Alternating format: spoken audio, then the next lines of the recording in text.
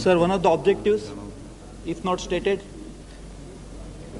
has been demanded by many, is to also introducing the bill like this, is to bring about a corporate democracy in some form.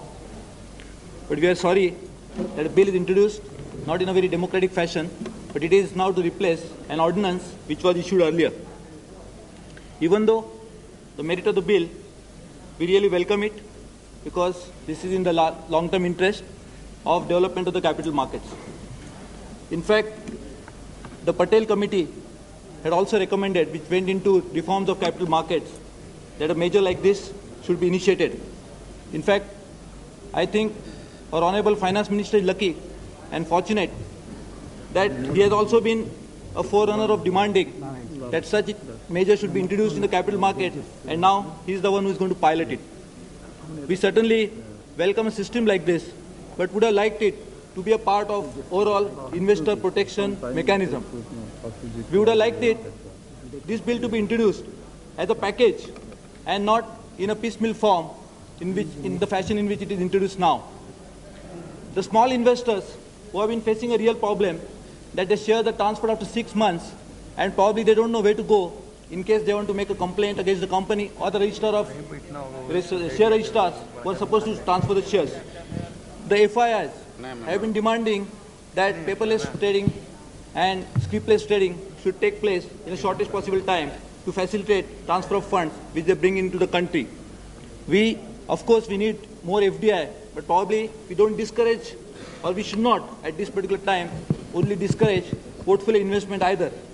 Though this investment protection should have come in the form of a larger investment protection, small investor protection bill, which I will request the Honorable Finance Minister to introduce in the shortest possible time. The bill proposes a dual system. It is not mandatory on the part of an investor to necessarily opt for it. It's a voluntary action that he can initiate, and there is not going to be a compulsory depository system to be introduced in the country. I think if you are really proposing avoiding of some sort of repeat of something like scam, I think it is high time that we also introduce this as a compulsory measure, and maybe in a shortest possible time, so this duality of system doesn't exist for a long time to come. On the 20th of September 1995, I think the bill was introduced, and my learned friend had to speak 3 times on this, and I hope he doesn't have to speak on it for the 4th time, and I'm sure Mr. Chidambaram must have taken care that this bill is passed now in Rajya Sabha if it is first passed in Lok Sabha. I would like to, by reserving, as I said earlier, it should have been introduced maybe through another forum and not as a replacement of the ordinance, would like to comment on some of the points that have been mentioned here. How are you going to ensure that the depository who is going to act, we have already stipulated that there is an entry barrier for a depository to start a business. The entry barrier is 100 crores. But there is nothing like capital adequacy. Though there is a minimum capital requirement, if suppose the business of the company grows and it becomes say 10,000 crores, is it going to be linked to the quantum of business and then he is required to increase his capital correspondingly? Like in case of banks, now you have, as per the Basel Committee norms, that 8% of the capital adequacy is required related to the risk-weighted assets. Is it going to be something like this going to be stipulated, or it's only an entry barrier that is stipulated in the form of 100 crores? Second point is we have a spread of investors who are now in the weights and beats of the country, right from smallest of village in Gujarat. The people really put in their hard-earned money. A depository, is he going to be operating at a national depository, or is going to operate maybe from a place like Mumbai, and which is a financial center of the country, and then it debars many of the small investors to participate into that venture. So only it's going to be a metro-based depository, or we are going to make it mandatory for all depositories to have some regional offices so that the small investors could also access the depository in the event of need. What are going to be the inbuilt precautions is very important. There is we can always have audit, but audit is always post facto, which can only tell us what has gone wrong and why it has gone wrong. But probably prevention is better than cure, and so having an inbuilt system which would prevent a fraud or any sort of a hoodwinking of the system what type of precautions are going to be taken. In case of banking sector, there was a Rangarajan committee which went into computerization of banks even before bank actually went into computerization. So is it something like this which is going to be available to the depositories as a form of advisory mechanism which will ensure that the system is not hoodwinked or manipulated? What form of certificate to be issued? Because there is no mention on that. For instance, any person opting to go to a depository and he says that my shares now will be only with the depository, is he entitled to have a certificate that, and on what is the periodicity of it, and is it mandatory on the part of the depository to issue such certificate only to the shareholder, or even some other person also could obtain such a certificate, is something which is not really very clearly mentioned in the bill. What is in case of prevailing system now, the companies who maintain the share transfer, they undertake the responsibility for share transfer. That information, no, but that has to be mentioned. It's not mentioned. Is it really going to be available to anybody or to somebody? Because it's a question of my share certificate. Anybody who will get the information. That is something which needs to be known.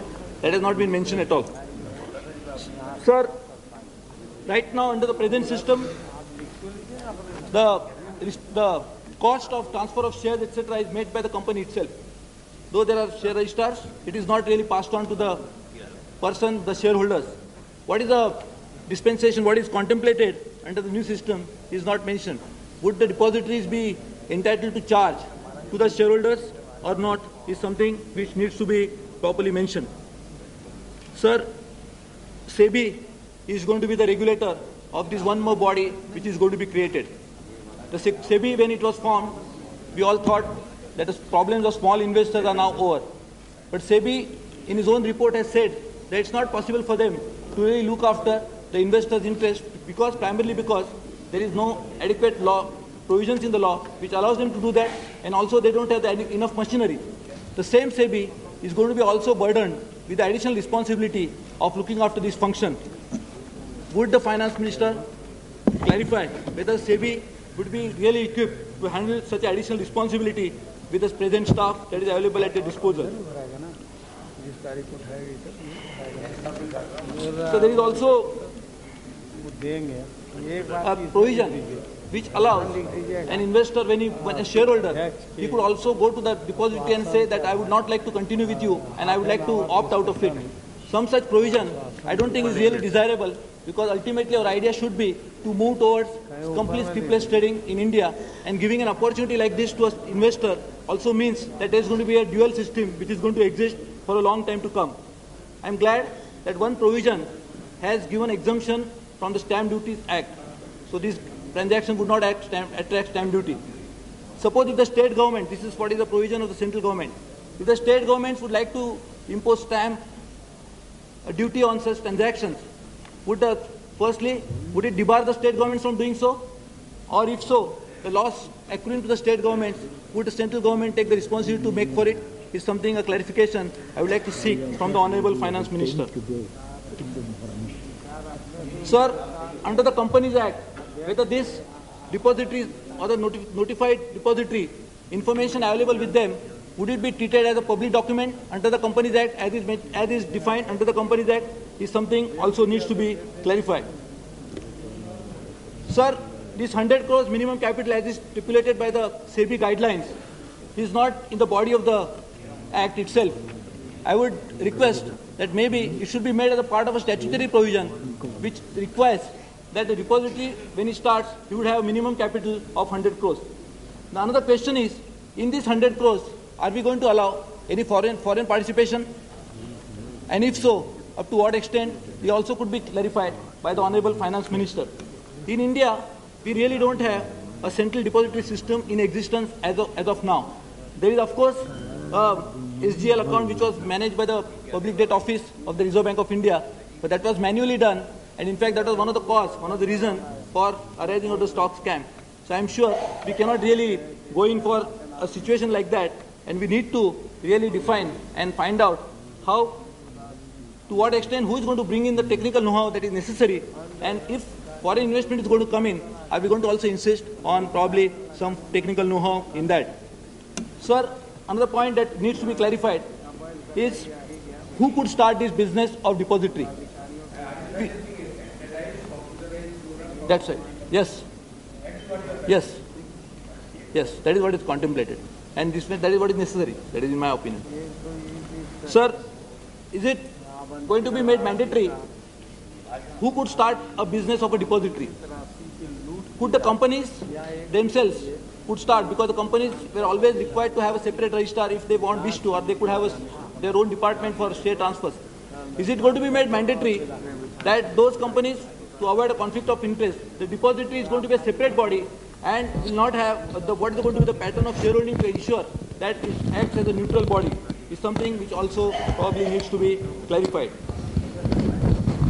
Sir, National Stock Exchange, when it was started, it also has a system, inbuilt system of something which they can also start their own depositories. Are we contemplating making NEC as one of the depositories of central depository sort of a mechanism? Is also probably Honorable Finance Minister could give information to us as a point of information. Sir, is it possible that we have been always hearing and we have been also being worried about various complaints that we receive from various investors